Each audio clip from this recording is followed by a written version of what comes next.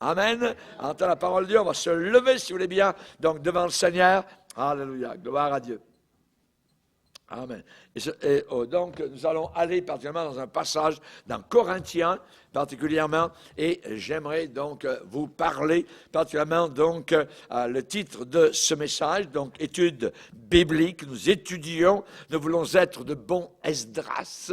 Rappelez-vous, Esdras avait eu à cœur, amen, d'étudier la parole de Dieu et de la mettre en pratique, et c'est la raison pour laquelle, donc, et de l'enseigner, c'est la raison pour laquelle la main de Dieu était sur sa vie. Si nous voulons que la main de Dieu soit sur notre vie, étudions la parole de Dieu, mettons-la en pratique et répandons-la autour de nous. 1 Corinthiens chapitre 5. 1 Corinthiens chapitre 5, et nous allons lire particulièrement donc ce passage. Donc 1 Corinthiens chapitre 5, nous allons lire à partir du verset 9. C'est un enseignement, donc, le titre du message, c'est « Avec qui ne pas avoir de relation ». Avec qui, donc, ça veut dire qui ne pas fréquenter, particulièrement nous comme chrétiens. Ici au verset 9, Paul va dire « Je vous ai écrit dans ma lettre de ne pas avoir des relations avec les impudiques, non pas d'une manière absolue, avec les impudiques de ce monde, ou avec les cupides et les ravisseurs, ou avec les idolâtres. Autrement, il vous faudrait sortir du monde. Mais on est dans le monde. Maintenant, ce que je vous ai écrit, c'est de ne pas avoir des relations avec quelqu'un qui, se nommant frère, ça veut dire se dit chrétien, se nommant frère est impudique, ou cupide, ou idolâtre, ou outrageux, ou ivrogne, ou ravisseur, de ne pas même manger avec un tel homme. Qu'ai-je en effet à juger ceux du dehors? N'est-ce pas ceux du dedans que vous avez à juger? Pour ceux du dehors, Dieu les juge. Ôtez le méchant du milieu de vous. Amen. Seigneur, nous te bénissons pour ta parole. Elle est là pour nous enseigner, elle est là pour faire en sorte que nous comprenions tes voies qui ne sont pas les nôtres. Aide-nous, s'il te plaît, dans ta grâce, à nous approfondir dans cette parole puissante. Au nom de Jésus, Amen. Et tout le peuple dit, Amen. On peut s'asseoir, frères et sœurs. Alléluia. Donc, avec qui ne pas avoir des relations? Ici, l'apôtre Paul parle de cela. Il va dire, je vous ai écrit dans ma lettre de ne pas avoir des relations. Donc, ne pas avoir de relations avec certaines catégories, donc, de personnes. Maintenant, on a affaire dans ce monde avec, au travail, ici et là, on a affaire avec les païens qui sont impudiques, cupides, ils aiment l'argent, ravisseurs, idolâtres.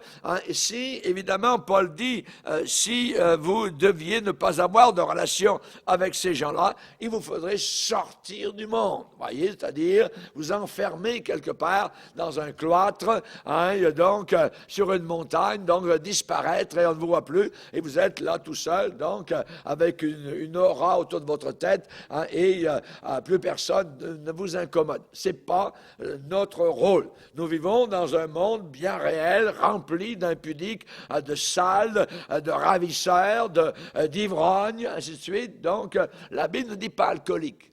Voyez, nous avons inventé un mot, les alcooliques. Voyez, et en plus, on a inventé le mot alcoolique anonyme. La Bible, la Bible parle d'ivrogne. Voyez, c'est le vrai mot. Les mots veulent dire ce qu'ils veulent dire. Voyez, il n'y a aucun ivrogne qui va au ciel. Voyez, Donc, le monde veut nous faire croire toutes sortes de maladies, sont des malades. Non, non, ce n'est pas des malades, c'est un péché, et c'est un péché qui ferme la porte du ciel à ceux qui sont donc impudiques, ivrognes, cupides, ainsi de suite, ravisseurs, voleurs. Et donc, Paul parle de cela, mais il dit maintenant, ce que je vous ai écrit, c'est de ne pas avoir des relations avec quelqu'un qui se nomme en frère. Là, nous tombons dans une autre catégorie de personnes.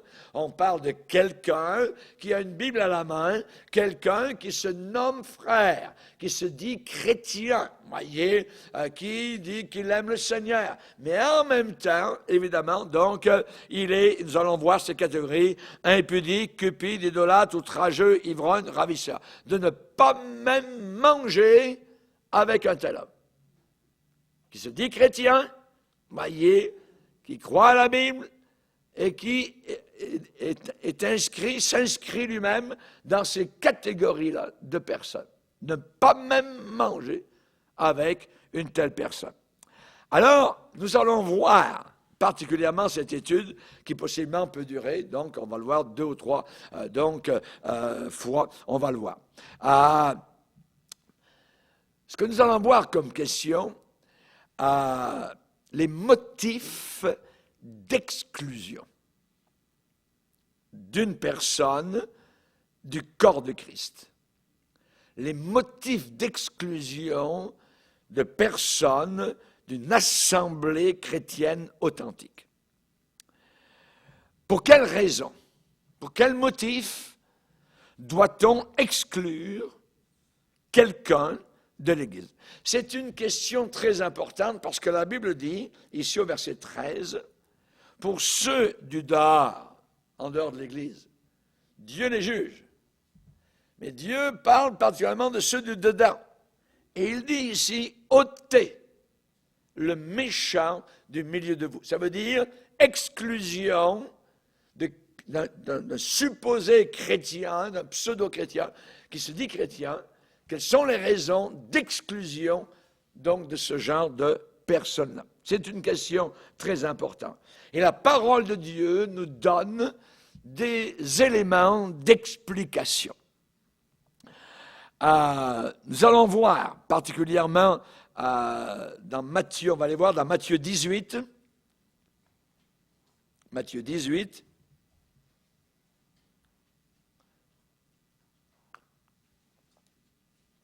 Et au verset 15, il est dit, si ton frère a péché, va et reprends-le entre toi et lui seul. S'il t'écoute, tu as gagné ton frère. Mais, et c'est ce qui arrive parfois, s'il ne t'écoute pas, prends avec toi une ou 2 personnes, afin que toute l'affaire se règle sur la déclaration de 2 ou de 3 témoins. S'ils refusent, si la personne en question refuse de les écouter, dis-le à qui? À l'Église, à toute l'Assemblée. Et s'il refuse aussi d'écouter l'Église, qu'il soit pour toi comme un païen ou un publicain. On parle ici d'un frère. Qu'il soit pour toi comme un païen et un publicain. Je vous le dis en vérité, tout ce que vous lirez sur la terre sera lié dans le ciel. Et tout ce que vous délierez sur la terre sera délié dans le ciel. Donc ici, nous avons affaire, et particulièrement cela concerne le côté des dirigeants, des pasteurs, de reprendre, et il y a des chrétiens parfois qui commettent des péchés grossiers de la part d'un frère, parfois contre un autre frère ou une autre sœur. Quand il y a des cas semblables, la première chose, si ton frère a péché, va et reprends-le entre toi et lui seul. C'est la première étape. La première étape. Nous allons les voir dans Galates et comment nous devons agir, particulièrement dans ces cas-là. Dans Galates, au chapitre 6, il est dit ici, Galates chapitre 6, verset 1er, « Frères, si un homme vient à être surpris en quelque faute, vous qui êtes spirituels, redressez-le avec un esprit de douceur. » Fais bien attention à toi-même. Prends garde à toi-même, de peur que tu ne sois tenté. Toi aussi. Portez les fardeaux les uns des autres et vous accomplirez ainsi la loi de Christ. Si quelqu'un pense, croit qu'il est quelque chose, quoi qu'il ne soit rien, il s'abuse lui-même. Il se raconte des histoires. Donc que chacun examine ses propres œuvres. Et alors il aura sujet de se glorifier pour lui seul et non pas par rapport à autrui, car chacun portera son propre fardeau. Donc, nous devons généralement redresser avec un esprit de douceur. Si quelqu'un, donc, a péché. Et ça devrait être très clair pour la plupart des chrétiens. Des péchés qui sont mentionnés dans Corinthiens, impudicité, cupidité, idolâtrie, outrage, ivrogne, voleur. Tout cela, évidemment, ça devrait être très clair que de tels péchés entraînent l'exclusion. Si quelqu'un vit dans ces péchés-là, la Bible dit, ôtez les méchants le méchant du milieu de vous. De ne pas même manger avec un tel homme. Parce que manger s'inscrit dans une communion, voyez. Et la Bible dit de ne pas avoir de communion, donc, avec ce genre de personnes-là. Il y a des péchés qui se rencontrent parmi les chrétiens, et dont la Bible parle, mais que nous, chrétiens, généralement, nous ne regardons pas cela comme étant véritablement des péchés ou même une raison d'être exclus. Exclusion. On parle ici de quelque chose de très fort. Et la Bible ne rit pas, donc, avec ces choses-là. Quelqu'un qui se nommant frère, il se nomme frère, il se dit qu'il est frère, mais en même temps, il est impudique. Et on sait qu'aucun impudique ne va au ciel. Impudique, il est cupide. Ou bien peut-être qu'il n'est pas impudique, mais il est cupide. Il aime l'argent, il vit pour l'argent, il gratte l'argent, ainsi de suite. Vous voyez, il est cupide. C'est un péché qui exclut une personne du ciel. Idolâtre, nous allons voir tout cela, vous voyez. Outrageux, qu'est-ce que ça veut dire? C'est pas une petite affaire. Ivrogne. Il y a des gens qui caressent la bouteille. Glou, glou, glou. Vous voyez? Hein? Et ils sont chrétiens. Et ils louent le Seigneur, tout ça. Et c'est très dangereux. Vous voyez? Évidemment, donc, des choses semblables. Ou ravisseur, voleur. Vous voyez? Donc, toutes ces choses-là, évidemment, de ne pas avoir de relation avec quelqu'un qui est inscrit dans ces 6 catégories donc de péché, de ne pas même manger, de ne pas même, je dirais, prendre le téléphone, parler avec ce genre de personnes-là, de ne pas même traverser leur porte. Alors nous allons voir la première, impudique. Un frère, verset 11, maintenant ce que je vous écris, c'est de ne pas avoir des relations.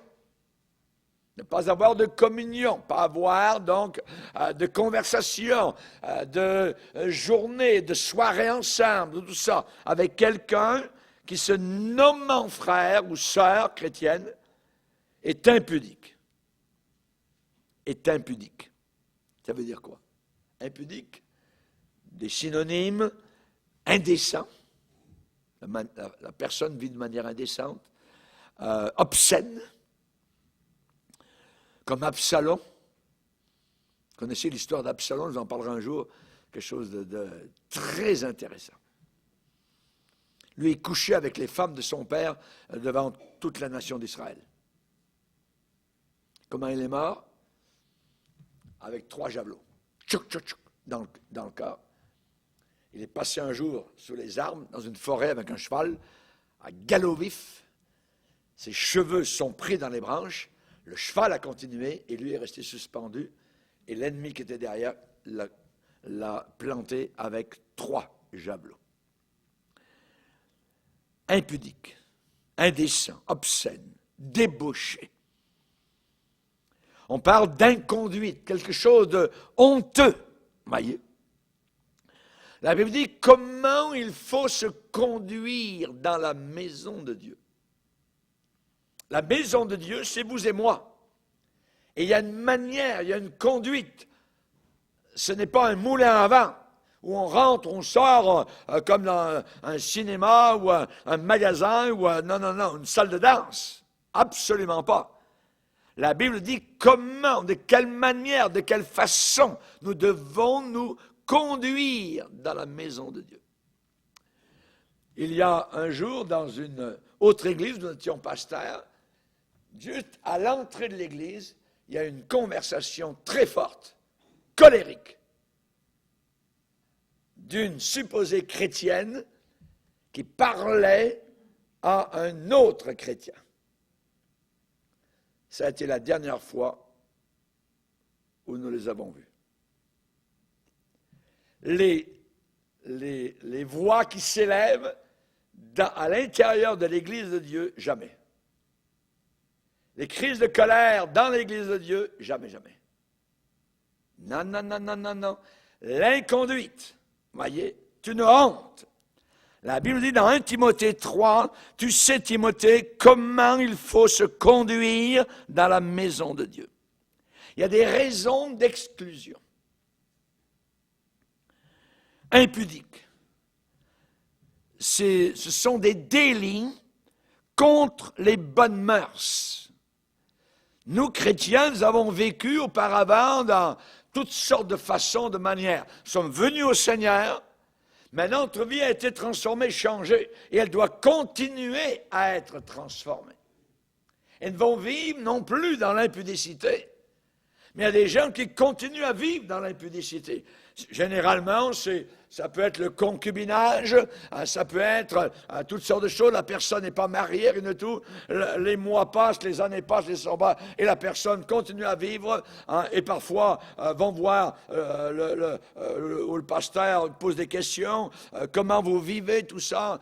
Pasteur, nous vivons sous le même toit, mais on ne se touche jamais chacun. Ils mentent directement. Du mensonge, ça n'existe pas. Un homme et une femme qui vivent sous le même toit et ne couchent pas ensemble. Mais ils sont capables de venir devant le pasteur et de mentir au pasteur. Ces gens-là, à un moment donné, ou bien ils mettent leur vie en règle, c'est quitte-la ou marie-la, ou alors tu sors de l'église. Exclusion. Des motifs d'exclusion. Ouais. C'est très important, donc, à savoir. Un fornicateur doit absolument être exclu de l'Église. Un fornicateur doit être exclu de l'Église. Dans Thessaloniciens, il est dit, ce que Dieu veut, c'est votre sanctification. Que chacun sache posséder son corps. Ça veut dire maîtriser ses facultés sexuelles. On va le lire. 1 Thessaloniciens 4.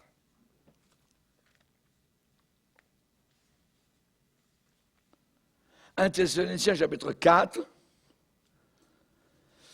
verset 1er, au reste, frères, puisque vous avez appris de nous comment vous devez vous conduire et plaire à Dieu, et que c'est là ce que vous faites, nous vous prions et nous vous conjurons au nom du Seigneur Jésus de marcher à cet égard de progrès en progrès. Vous savez en effet quel précepte nous vous avons donné de la part du Seigneur Jésus. Ce que Dieu veut, verset 3. Donc ici, cette expression, ce que Dieu veut, ça veut dire, voilà la volonté du Seigneur. c'est votre sanctification. C'est que vous vous absteniez de l'impudicité. C'est que chacun de vous sache posséder son corps, contrôler son corps, ses appétits.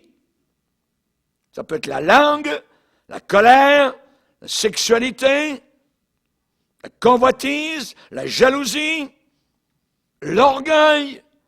Posséder son corps dans la sainteté et l'honnêteté. Sans vous livrer, vous abandonner à une convoitise passionnée, comme font les païens qui ne connaissent pas Dieu.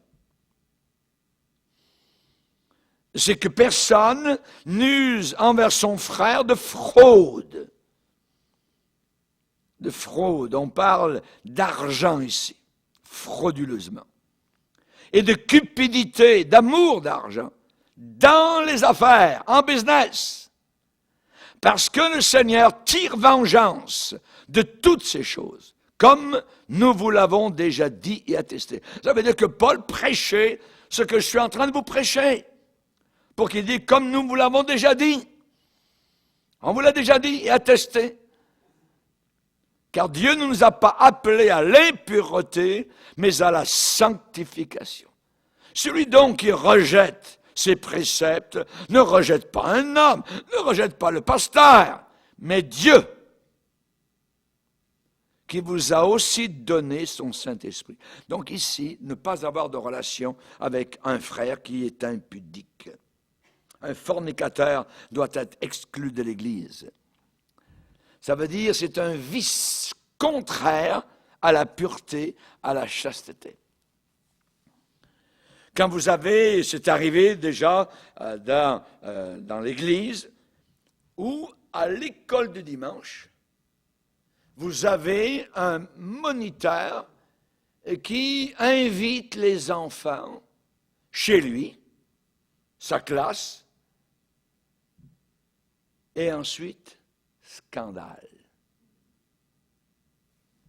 L'homme a abusé chez lui des enfants de l'école du dimanche.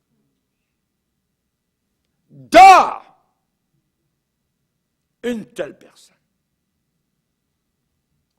Dans la Bible dit, en plus du ciel, dehors les impudiques. Du ciel, pas uniquement de l'Église. Un vice contraire à la pureté et à la chasteté. Dans Hébreux chapitre 12, verset 16, il est dit qu'il n'y ait ni impudique ni profane comme Ésaü qui vendit sa spiritualité, son droit d'aînesse pour un mets, satisfaire son ventre. Qu'il n'y ait, voyez, aucun impudique. Hébreux 12, verset 16. Dehors les impudiques. On se rappelle que dans une église chrétienne, à Thyatire, il y avait une femme qui se disait prophétesse et qui enseignait dans son enseignement en disant qu'il n'y avait pas de problème avec l'impudicité. Que Dieu comprenait cela. Non, non, Dieu ne comprend pas. Dieu exclut les impudiques de son ciel et de l'Église. Et de l'Église. Il faut qu'il y ait, je dirais, évidemment, donc, quelque part, une mise au point vis-à-vis de ces choses-là. Et vous savez que généralement, les gouvernements, aujourd'hui, si vous vivez, je dirais, sous le même toit sans être marié, vous recevez 2 chèques du gouvernement. L'homme reçoit un chèque, la femme reçoit un chèque. Le moment où vous vous mariez, vous n'en recevez plus qu'un. Et beaucoup de gens liés par l'argent préfèrent l'argent du gouvernement que d'obéir à Dieu. Ils ont vu des gens semblables, pas uniquement des jeunes gens. Moi, j'ai vu dans une autre église où il y avait 2 personnes âgées qui vivaient sous le même toit. Et qui, pas de problème, on aime le Seigneur, alléluia, Bible sous le bras, tout ça, parler le langage chrétien. Non, non, non. Un jour, j'ai prêché là-dessus, ça a été la dernière fois où je les ai vus. Ils se sont exclus eux-mêmes. La parole de Dieu fait le travail aussi. Voyez, merci Seigneur. On va le lire, si vous voulez bien. Regardez dans Apocalypse. Apocalypse chapitre 2, le verset 19, où le Seigneur va dire à cette Église, « Je connais tes œuvres, ton amour, ta foi, ton fidèle service, ta constance, tes dernières œuvres, plus nombreuses que les premières, mais ce que j'ai contre toi, c'est que tu laisses la femme Jézabel, qui se proclame elle-même prophétesse, enseigner et séduire mes serviteurs, pour qu'ils se livrent à l'impudicité et qu'ils mangent des viandes sacrifiées aux démons, aux idoles. Voyez?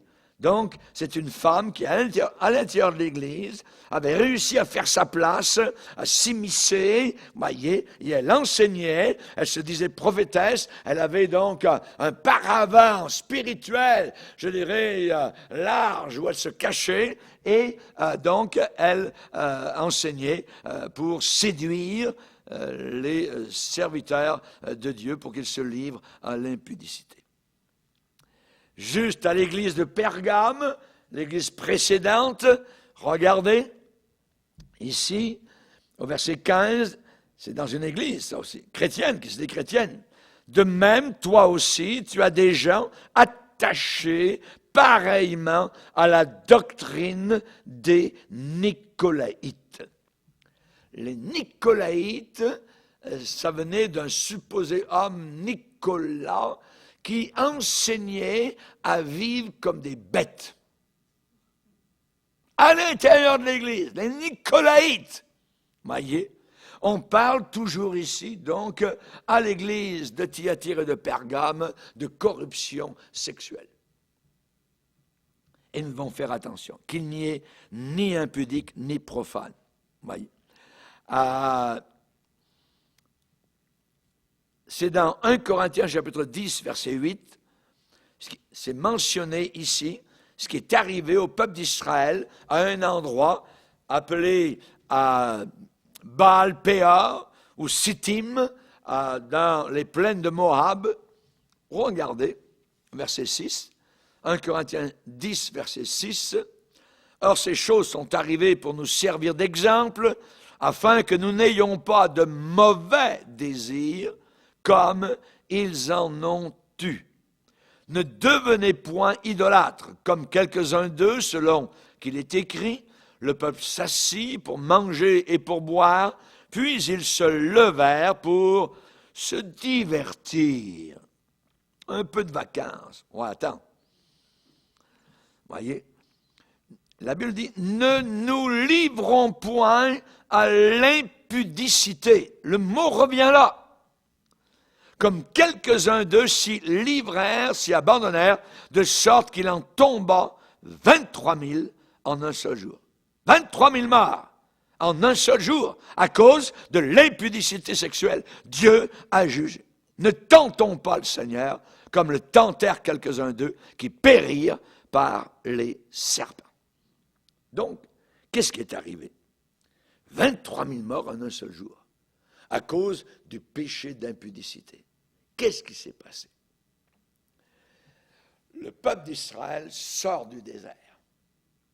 Ils arrivent proche de la terre promise, dans les plaines de Moab.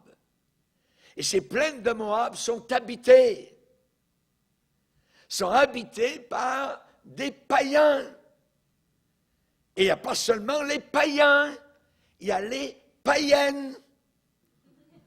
Et les païennes, voyant arriver du désert tous ces beaux jeunes gens, commencent à les séduire, à s'habiller frivoles, voyez, et à les inviter, invitation spéciale à notre spectacle. Et soudain, les jeunes gens, on va se divertir un peu, on va changer les idées, on va aller à cette invitation au festival, juste pour rire. On va le lire, regardez bien. On va aller dans l'Ancien Testament, dans le livre des Nombres, chapitre 25.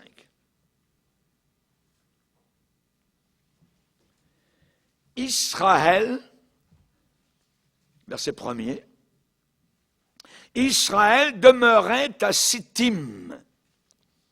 Israël, c'est tout le peuple, c'est 2 à 3 millions de personnes.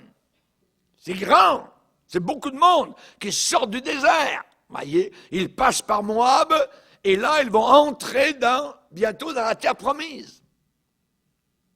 Mais le diable les attend à la sortie du désert. Israël demeurait à Sittim et le peuple commença, il y a un début à tout, commença à se livrer à la débauche avec les filles de Moab. Qu'est-ce qu'elles ont fait? Elles invitèrent le peuple au sacrifice de leur Dieu. Et ils ont accepté l'invitation. Et le peuple mangea et se prosterna devant leur Dieu. Hey! Eux qui ont été bénis pendant 40 ans dans le désert. Leur Dieu envoie la manne tous les matins. Leur Dieu frappe le rocher et l'eau coule. Ils sont nourris, ils sont protégés. Ils n'ont rien cultivé pendant 40 ans. Leurs vêtements ne s'est pas usés, leurs souliers non plus. Et là, en sortant du désert, les filles de Moab les invitent au pâté. Elles invitèrent le peuple au sacrifice de leur Dieu, et le peuple mangea, se prosterna devant leur Dieu. Israël s'attacha à Baal-Péor, à des démons, et résulta la colère de l'Éternel s'enflamma contre Israël. L'Éternel dit à Moïse, rassemble tous les chefs du peuple et fait pendre les coupables devant l'Éternel en face du soleil, afin que la colère ardente de l'Éternel se détourne d'Israël. Qu'est-ce que ça dit ici? Ça dit que les chefs, les leaders ont été jugés. Ce qui veut dire que les dirigeants, les pasteurs, les dirigeants spirituels sont responsables de la direction et la conduite qu'ils donnent à leurs troupeaux, à leurs églises. Et ici, ils ont permis qu'il y ait récréation et vacances. On se détourne un peu du Seigneur, on est fatigué un peu de lui, et on va aller voir un peu comment ça se passe avec les païens. C'est très bien.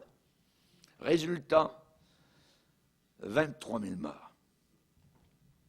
Il est dit ici, verset 5, Moïse dit aux juges d'Israël que chacun de vous tue ceux de ces gens qui se sont attachés à Baal-Péor. Vous voyez comment Dieu traite l'impudicité sexuelle?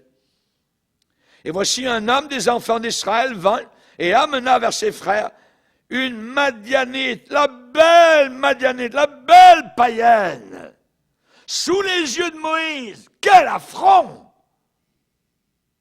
Sous les yeux du pasteur, sous les yeux de Moïse, et sous les yeux de toute l'assemblée des enfants d'Israël, tandis qu'ils pleuraient à l'entrée de la tente d'assignation. Il y avait les vrais vont pleurer devant le péché.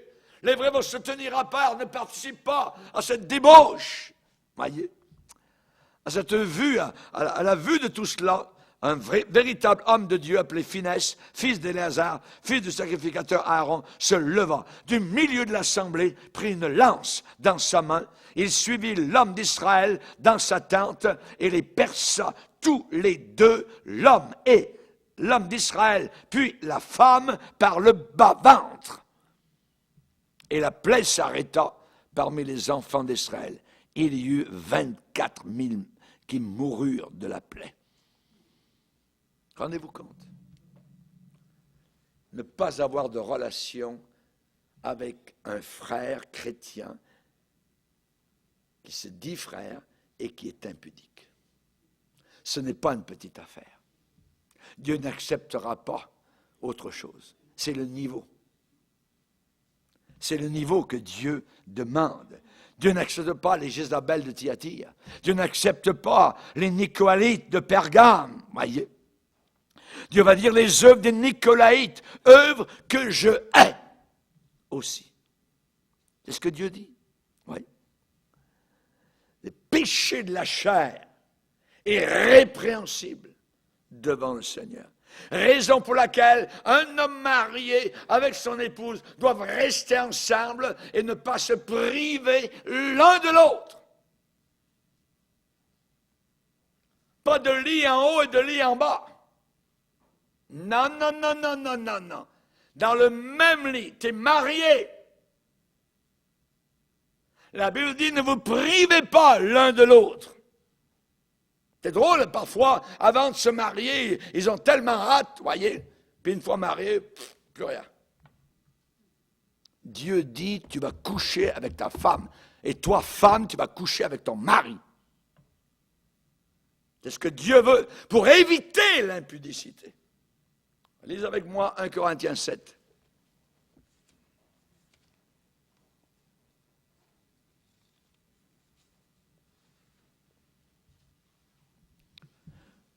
« 1 Corinthiens 7, verset 1er.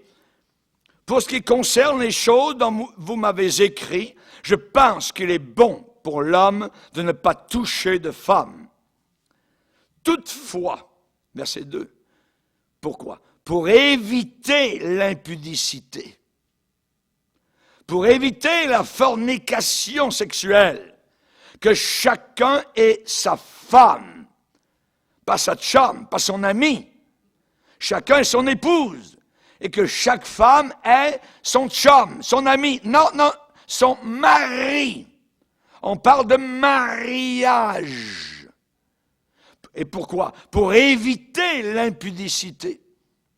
Que chacun ait sa femme et que chaque femme ait son mari. Que le mari rende à sa femme ce qu'il lui doit et que la femme agisse de même envers son mari. La femme n'a pas autorité sur son propre corps, mais c'est le mari. Et pareillement, le mari n'a pas autorité sur son propre corps, mais c'est la femme. Ne vous privez pas l'un de l'autre. C'est un commandement. Si ce n'est d'un commun accord pour un temps, afin de vaquer à la prière. Si vous jeûnez, si vous priez, il n'y a pas de problème. À part ça, la Bible dit, puis retournez vite. C'est moi qui l'ajoute. Ensemble, les deux, retournez ensemble, de peur que Satan, regardez le diable, Satan ne vous tente par votre incontinence. Donc, ici, la Bible dit, quelqu'un qui se nomme frère est impudique, de ne pas même manger avec une telle personne. Et c'est un motif d'exclusion de l'Assemblée. Deuxièmement, Cupide. Quelqu'un qui se nomme frère est Cupide.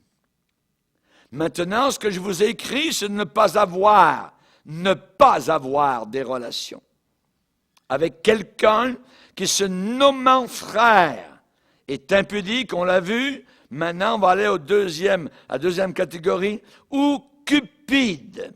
Cupide. En général, parmi les chrétiens, on ne croit pas qu'une personne doive être exclue de l'assemblée parce que la personne est avare ou grippe-sous.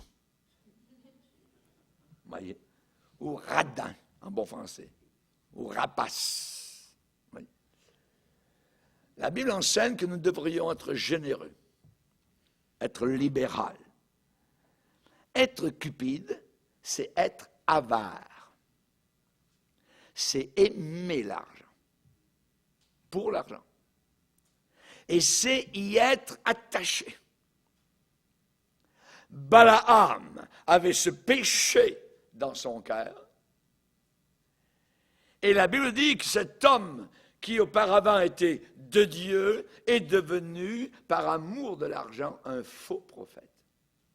En plus, son histoire, je vais vous la dire, c'est que les païens sont venus et ont offert de l'argent à Balaam pour qu'il maudisse le peuple de Dieu. regarde, on a quelques lingots d'or ici, tu as juste à maudire le peuple d'Israël, tout ça, on n'aime pas Israël, et tu es un prophète, tout ça, on va te donner cet argent. Maudis-le. Ça n'a pas fonctionné. Ils sont revenus plusieurs fois avec plus d'argent. Des montants mirobolants. Toujours pour qu'ils maudissent le peuple d'Israël. Alors imaginez, Balaam, c'est un homme de Dieu, il sait que dès le départ, c'est pas bien. Il dit, s'il vous plaît, attendez les païens, tout ça, je vais aller demander au Seigneur. Alors, attends. C'est très dangereux quand la Bible enseigne quelque chose de très clair et que vous demandez au Seigneur s'il peut vous donner la permission. Ça, là, vous vous en allez vers l'erreur totale. Et il demande à Dieu. Dieu lui dit, non!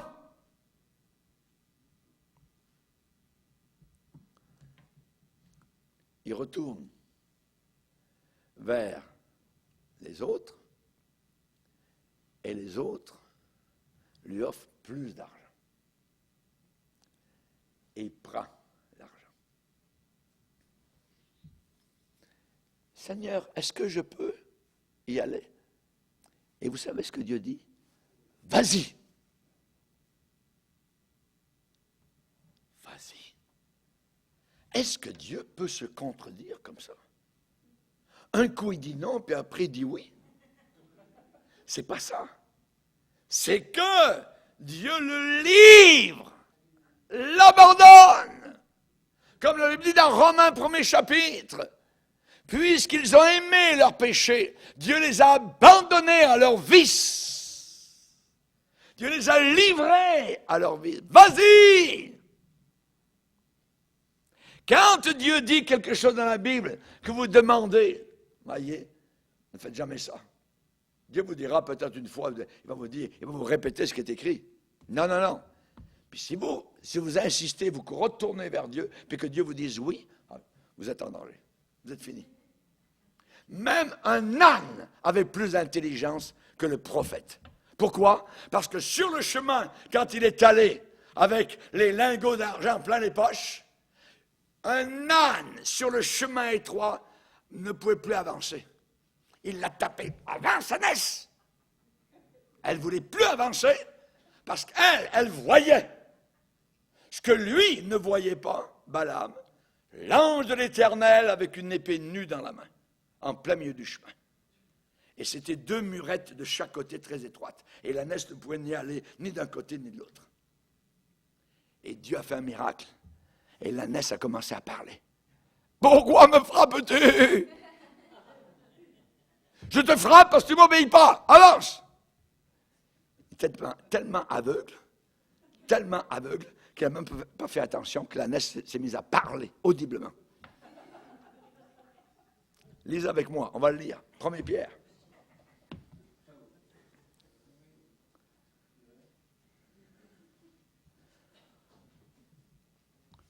Pardon, 2 Pierre, chapitre 2.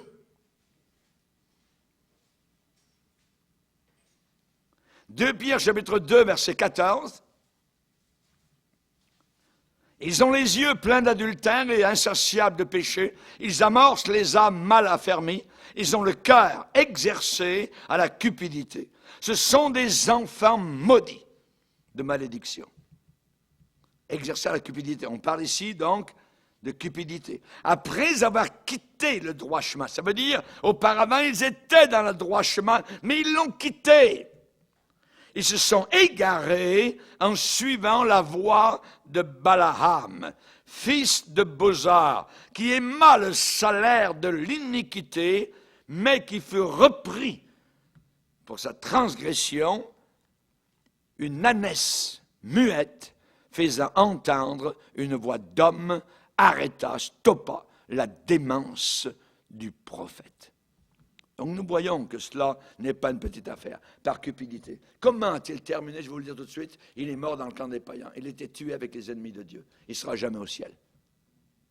Et la Bible parle dans l'Apocalypse de la doctrine de Balaam. C'est un enseignement.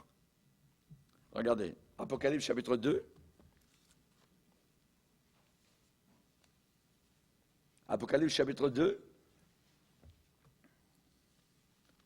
À l'église de Pergame, le Seigneur vient vers cette église chrétienne, et il dit au verset 14, Apocalypse 2, 14, « Mais j'ai quelque chose contre toi. » Il faut faire attention quand Dieu dit « j'ai quelque chose contre toi ».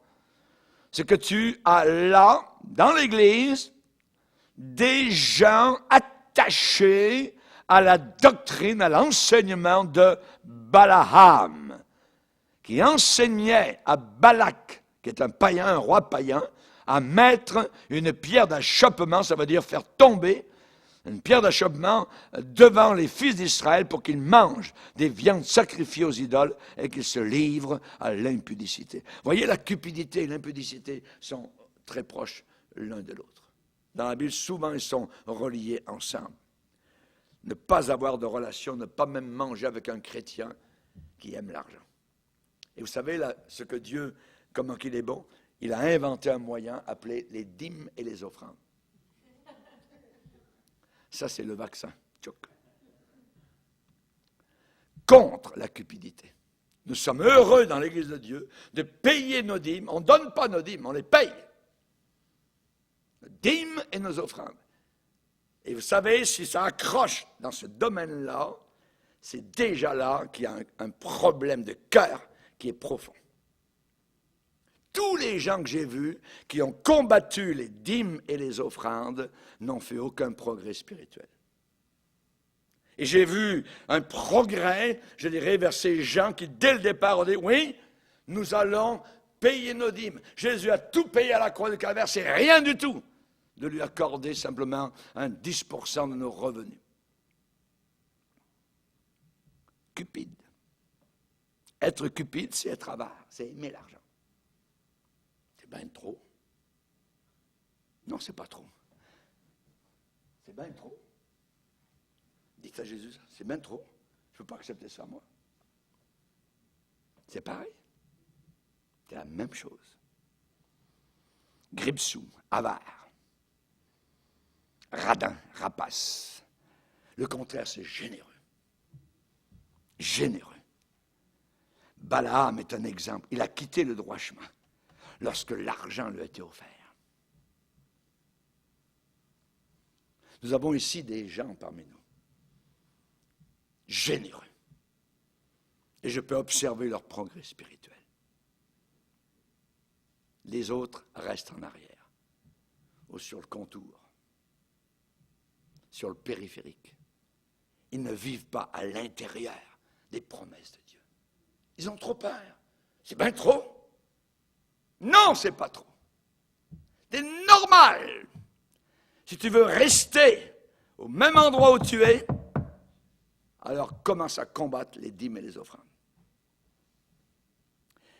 Géasi était un homme qui était dans l'œuvre de Dieu, et un jour, il y a eu une guérison merveilleuse d'un grand homme qui était général en chef, 5 étoiles, de l'armée de Syrie au nord d'Israël, guéri d'une lèpre, et il retourne chez lui, joyeux, guéri par le Seigneur, et il dit avant de partir à l'homme de Dieu, qu'est-ce que je pourrais donner pour... Je suis venu lépreux, j'allais vers la mort, et maintenant le Seigneur, votre Dieu, m'a guéri complètement. Qu'est-ce que je pourrais donner? Quelques lingots d'or, quelques vêtements, tout ça. Et l'homme de Dieu dit, rien. Pour que le nom du Seigneur soit glorifié. Et le serviteur de l'homme de Dieu, Géasi, a entendu ça. Et il laisse l'homme partir, tout ça. Et au bout d'un moment, quand il est assez loin, peut-être à 3-4 kilomètres, il prend les raccourcis, il se met à courir. Oh, Naaman! Oh, on arrête les choses. Ouais, qu'est-ce qui se passe? Ouais, t'es le serviteur de l'homme de Dieu. Ouais, Géasi dit à Naaman, l'homme de Dieu il a repensé une deuxième fois. Il aurait besoin de vêtements de rechange et de quelques lingots d'or, tout ça pour le service de Dieu, tout ça. Là. Pas de problème, serviteur. Donnez des lingots d'or et des vêtements de rechange donc à cet homme-là. Il repart, il prend ça, il emmène tout ça, et tout le monde est content, tout le monde repart. Ensuite, il va cacher ça quelque part et il retourne vers l'homme de Dieu authentique. Et l'homme de Dieu lui dit, t'es allé quelque part? Non. Non, je n'ai pas bougé de place. Je suis resté au même endroit. Hey! Mon esprit n'était pas absent quand tu as couru après le char de Naaman. Tu es allé chercher de l'argent, des vêtements. Est-ce le temps aujourd'hui, actuellement, de s'occuper de choses semblables? La lèpre qui était sur Naaman va venir maintenant sur toi. Tchoc, tout d'un coup, il est plein de boursoufles blanches, tout ça. Exclu. Et il est mort, lépreux. Exclu du ministère. Il avait un avenir merveilleux. L'argent, l'amour de l'argent. N'oubliez pas que c'est un des péchés qui a cloué Jésus-Christ à la croix. Pour 30 maudites pièces d'argent. Judas a trahi. Il a dit aux gens religieux, que me donnerez-vous si je vous livre Jésus? Il savait que ces gens religieux haïssaient Jésus. C'était le traître à l'intérieur de l'Église, Judas. Nous allons te donner 30 pièces d'argent. Oh, merci. Vous direz, au moment voulu, qui c'est? À l'endroit, vous pourrez le prendre. Comment ça s'est terminé? Monsieur est revenu avec ses 30 pièces d'argent. Il les a jetées aux pieds des sacrificateurs. Il a pris une corde et est allé se pendre. Et son âme est descendue en enfer. Pour 30 pièces d'argent. C'est un des péchés qui a cloué Jésus-Christ à la croix du Calvaire. Chers amis, que n'ayez aucune communication avec quelqu'un qui se nommant frère ou sœur est cupide, aime l'argent, est avaricieux. C'est l'enfer. Akan, rappelez-vous, Akan, il a emmené sa famille à la mort. À Jéricho. C'était interdit de prendre quoi que ce soit de Jéricho. Quand Dieu a détruit Jéricho, quand les murailles sont tombées, ne prenez rien. Akan est monté et a vu un beau manteau de Shinéar, de Babylone. Mais il brillait ce manteau, mais il était tellement beau. Il l'a pris et est allé cacher ça dans sa tente. Il a été découvert. À partir du peuple d'Israël rassemblé, à partir d'une tribu, à partir d'une famille, et c'est dans cette famille-là que Akan a été découvert. Cette journée même, il est mort lapidé et il a emmené ses enfants, sa femme à la mort. La cupidité. La cupidité. Colossiens chapitre 3 nous dit, faites donc mourir les membres qui sont sur la terre, l'impudicité, l'impureté, les passions, les mauvais désirs, la cupidité qui est une idolâtrie. Qui est une idolâtrie. Dans Proverbe, au 1er chapitre, il est dit, tout homme avide de gain, la cupidité cause la perte de ceux qui s'y livrent. Nous n'avons rien apporté dans le monde, il est évident que nous n'en pourrons rien emporter. Nous ne pourrons rien emporter. L'amour de l'argent, c'est la racine de tous les maux. De tous les maux. Regardez n'importe quel mot ici-bas sur terre, c'est l'amour de l'argent. Pas l'argent, l'amour de l'argent. À la fin des temps, lorsque Paul décrit la génération de la fin des temps qui verra le retour de Jésus, sache au Timothée qu'à la fin des temps, il y aura des temps difficiles parce que les hommes seront égoïstes, amis de l'argent. Ça veut dire amoureux de l'argent. Oh mon dollar, comme je t'aime. Je veux mourir avec toi. Je veux... Bisous, bisous. Voyez? Non, tout homme avide de gain. La cupidité cause la perte de ceux qui s'y livrent. Voyez?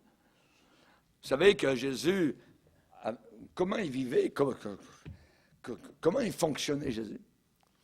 La Bible dit qu'il y avait évidemment les disciples, mais il y avait des femmes qui s'occupaient de Jésus. Lisez avec moi le genre de femmes qui s'occupaient de Jésus. On va le lire. Les femmes qui l'assistaient. Luc chapitre 8. Luc chapitre 8, il est dit au verset 1er, ensuite, Jésus allait de ville en ville, de village en village, prêchant, annonçant la bonne nouvelle du royaume de Dieu. Les 12 étaient avec lui et quelques femmes qui avaient été guéries d'esprits malins et de maladies. Et ensuite, on les cite, quelques-unes. Marie, dite de Magdala, celle qui faisait les rues, le trottoir, donc, de laquelle étaient sortis 7 démons. Jeanne, femme de Chouza, intendant d'Hérode. Suzanne et plusieurs autres qui l'assistaient de leurs biens.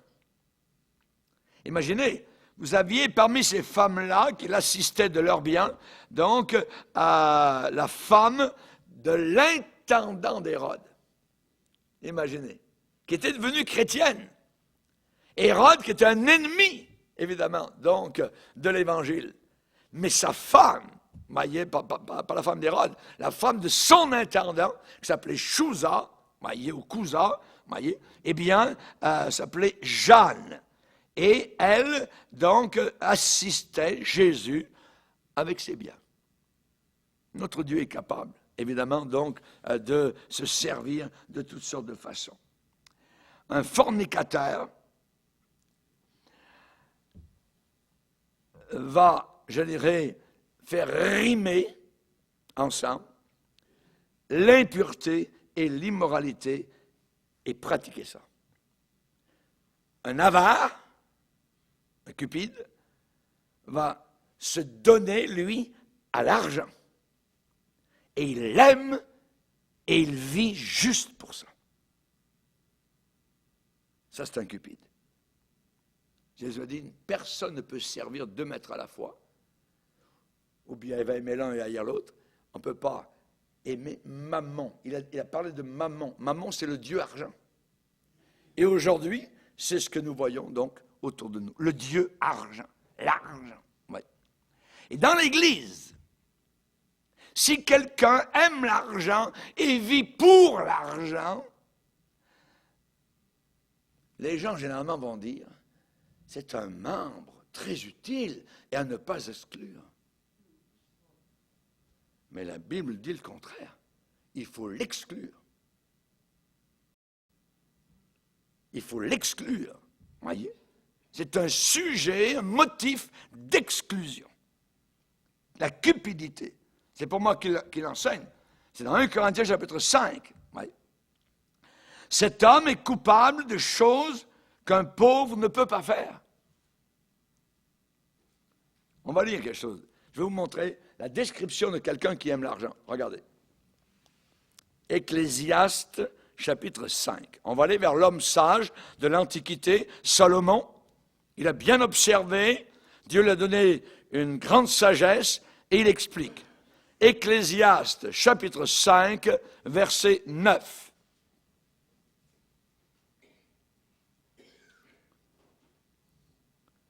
Celui qui aime l'argent n'est pas rassasié par l'argent. Et celui qui aime les richesses n'en profite pas. C'est encore là une vanité. Quand le bien abonde, ceux qui le mangent abondent. Et quel avantage en revient-il à son possesseur, sinon qu'il le voit de ses yeux? Le sommeil du travailleur est doux, qu'il ait peu ou beaucoup à manger. Mais le rassasiement du riche ne le laisse pas dormir. Il n'arrive même pas à dormir. Il a trop d'argent. Il tourne d'un côté. Qu'est-ce que fait mon argent? Ah, peut-être là, j'ai parlé avec le jour à la personne, peut-être qu'elle va me voler. Ensuite, elle tourne l'autre bord. Il n'arrive pas à dormir. Le rassasiement du riche ne le laisse pas dormir. Regardez verset 12. Il est un mal grave que j'ai vu sous le soleil, des richesses conservées pour son malheur, par celui qui les possède. Ces richesses se perdent par quelque événement fâcheux. Il a engendré un fils et il ne reste rien entre ses mains. Ça veut dire quoi? Ça veut dire que ce fils a tout dilapidé. En l'espace d'un mois, il a dépensé 100 000 $. Comme il est sorti du ventre de sa mère, il s'en retourne nu, ainsi qu'il était venu, et pour son travail, il n'emporte rien qu'il puisse prendre dans sa main. C'est encore là un mal grave. Il s'en va comme il était venu, et quel avantage lui revient-il d'avoir travaillé pour du vent? De plus, toute sa vie, il mange dans les ténèbres. Il a beaucoup de chagrin, de maux et d'irritation, de colère. Voilà, celui qui aime l'argent. Celui qui aime l'argent, c'est la racine de tous les maux. Mais attention, c'est que dans certaines assemblées chrétiennes, cela n'est pas considéré un vice, mais comme une vertu. C'est terrible. C'est terrible, voyez. On dit qu'un homme qui a beaucoup gagné et amassé des trésors sur la terre, on dit Dieu l'a béni, Dieu a été avec lui. Mais pourtant, Jésus, qu'est-ce qu'il a dit? Ne vous amassez pas des trésors sur la terre. Ne vous amassez pas des trésors sur la terre. Je ne crois pas que tous les chrétiens doivent être pauvres, voyez. Mais mendier les uns chez les autres, voyez, c'est pas ce que Dieu veut. C'est pas du tout ce que Dieu veut. Il y a des gens qui vivent pour s'amasser des trésors, il y a des gens qui sont enchaînés à ces choses-là. Et c'est un péché pour lequel on devrait être exclu de l'Église. Ça, c'est la Bible. J'enseigne la parole de Dieu. Regardez Psaume 49. Psaume 49, verset 7. Ils ont confiance dans leurs biens et se glorifient de leur grande richesse. Mais le problème, ils ne peuvent pas se racheter, se sauver l'un l'autre, ni donner à Dieu le prix du rachat. Le rachat de leur âme est cher et n'aura jamais lieu. Pourquoi? Parce que le seul prix, c'est Jésus sur la croix. Ils ne vivront pas toujours. Ils n'éviteront pas la vue du tombeau, la fosse, car ils la verront, la fosse. Les sages meurent, l'insensé, le stupide périssent également, et ils laissent à d'autres leurs biens. Ils s'imaginent que leurs maisons seront éternelles, que leurs demeures subsisteront d'âge en âge, eux dont les noms sont honorés sur la terre. Tu peux avoir des belles maisons, mais n'y attache pas ton cœur. N'y attache pas ton cœur. La Bible dit, garde-toi d'oublier l'Éternel ton Dieu. Tu béniras l'Éternel ton Dieu pour le bon pays qu'il t'a donné.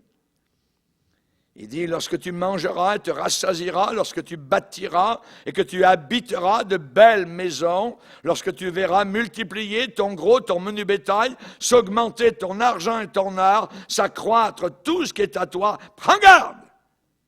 Attention, que ton cœur ne sente l'orgueil et que tu n'oublies l'Éternel ton Dieu qui t'a sauvé. Voyez, verset 17.